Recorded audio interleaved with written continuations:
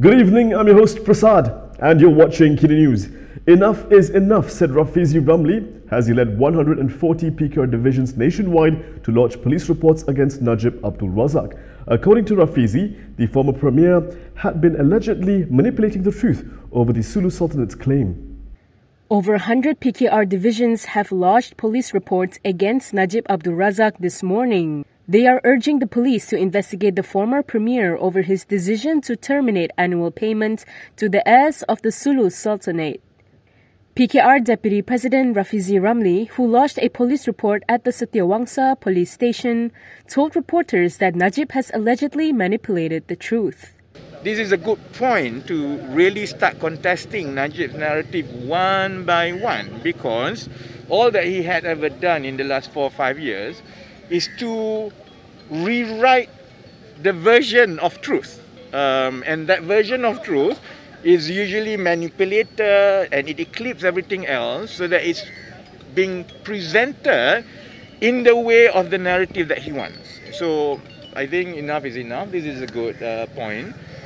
According to a template posted on Rafizi's Facebook last night, the reports were lodged to urge police to investigate alleged negligence on Najib's part when he was in office by stopping the annual payment of 5,300 ringgit to the Sulu Sultanate. According to Rafizi, 140 PKR divisions have agreed as of last night to participate in lodging reports. The government's decision in 2013 resulted in the heirs dragging Malaysia to an arbitration process, which saw a French court ordering the country to pay 62.59 billion ringgit compensation.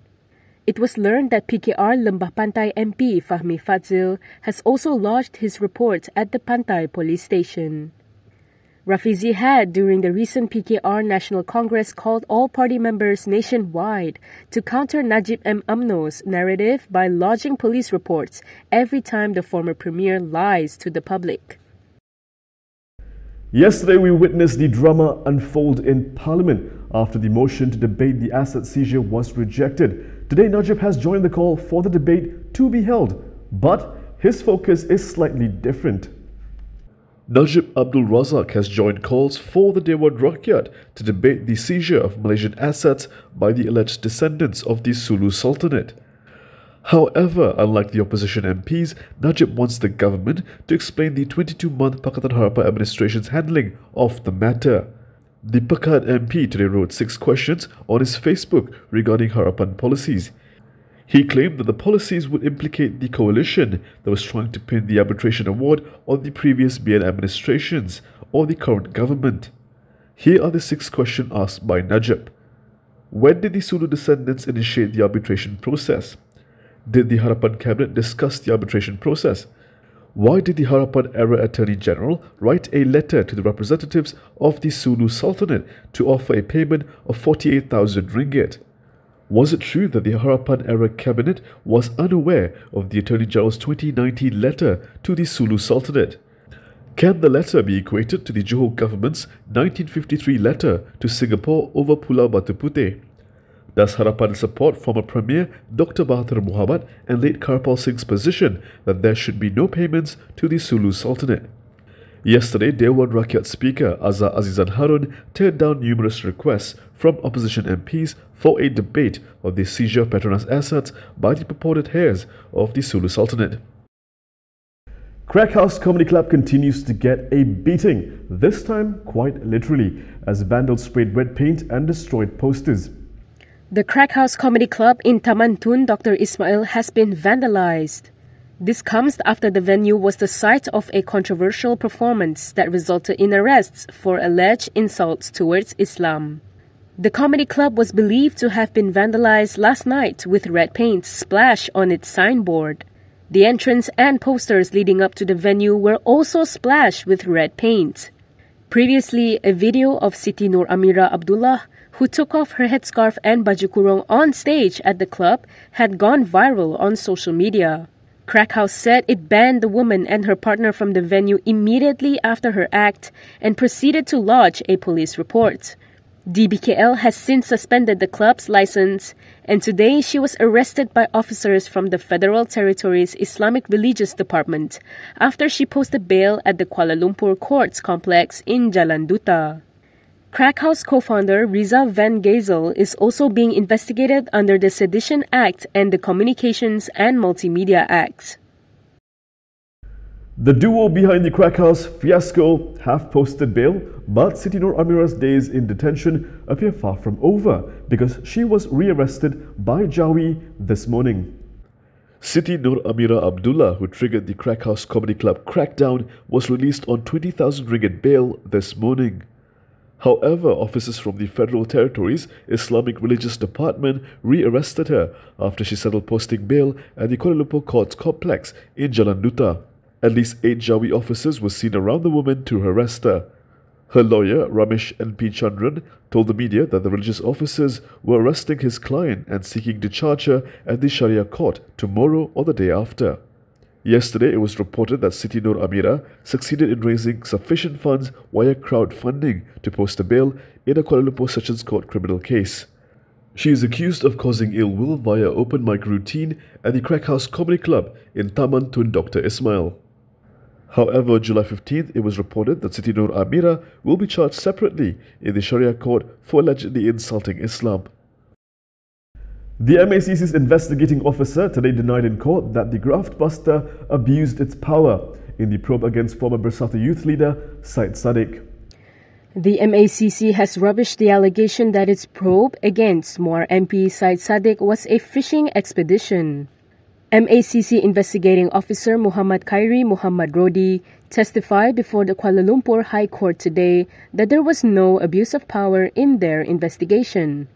The 23rd prosecution witness claimed this during the trial of Syed Saddiq over the alleged misappropriation of 1.2 million ringgit of funds from the Bersatu Youth Wing. Khairi was the MACC investigating officer in the probe of a report lodged by the former Bersatu youth chief over 250,000 ringgit that allegedly went missing from his house.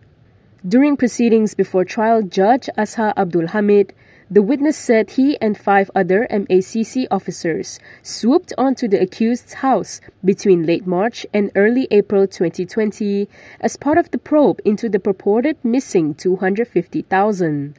While under cross-examination by Defence Counsel Gobind Singh Dio, Khairi testified that he was initially probing Syed Saddiq generally under the MACC Act 2009 without a specific provision therein. The lawyer then insinuated that the MACC had no actual case against Syed Saddiq but proceeded to come up with a case anyway, to which the witness denied this assertion. Khairi did not agree with Gobind's contention that the MACC probe against Syed Saddiq was a fishing expedition to come up with some way to charge the accused in court. A veteran lawyer has said that the Dewan Rakyat Speaker should not have used subsidies as a reason to reject the motion to debate the government's response to the Sulu Sultanate's claim in Parliament. Veteran lawyer Anif Khatri Abdullah said it is wrong for Dewan Rakyat Speaker Azza Azizan Harun to cite subsidies as the reason for rejecting a motion to debate the seizure of Petronas assets by purported heirs of the Sulu Sultanate. Taking to social media, Anif said the rule is not applicable in Malaysia as the arbitration proceedings were conducted in other jurisdictions. Anif added that the case involves the government of Malaysia, which represents over 32 million people, and they have a right to discuss among themselves via the elected representatives in the Dewan Rakyat. He added that Kota Mulut MP Isna Raiza Munira Majlis motion merely demanded an explanation from the government rather than questioning the court ruling. He then cited similar incidents where the Dewan Rakyat Speaker, Pandika Amin Mulia, blocked several attempts from lawmakers to have the lower house of parliament debate the 1MDB scandal. Anif said now the Speaker wants to make the same mistake again. Therefore, Anif said the Speaker should change his mind and allow lawmakers to debate the seizure of Petronas assets as soon as possible.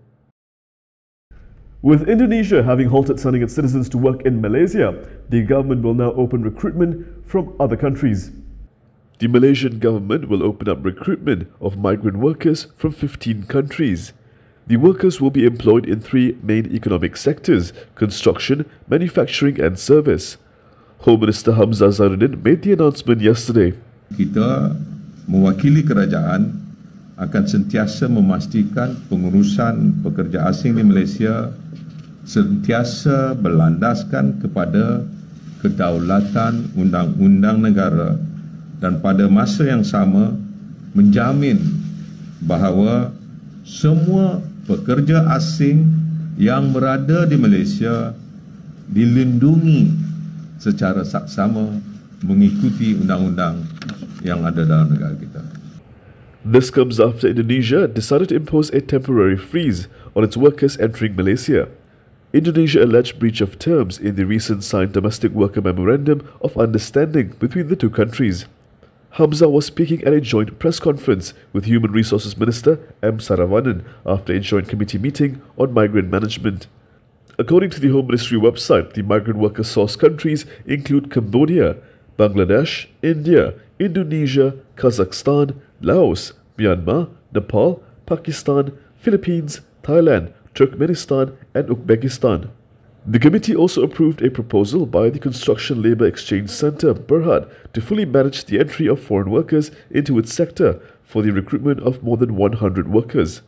This will be done in accordance with the Construction Industry Development Board Act. The government will also lift the freeze on migrant employment in subsectors of laundry and scrap metal with applications open now. And that is all from me today. For more stories, you can go to KiniTV.com. You can also follow us on Instagram, Twitter, YouTube and Facebook for the latest news updates. If you'd like to support independent media, do consider subscribing to Malaysiakini.com. I'm Prasad. Thank you for watching.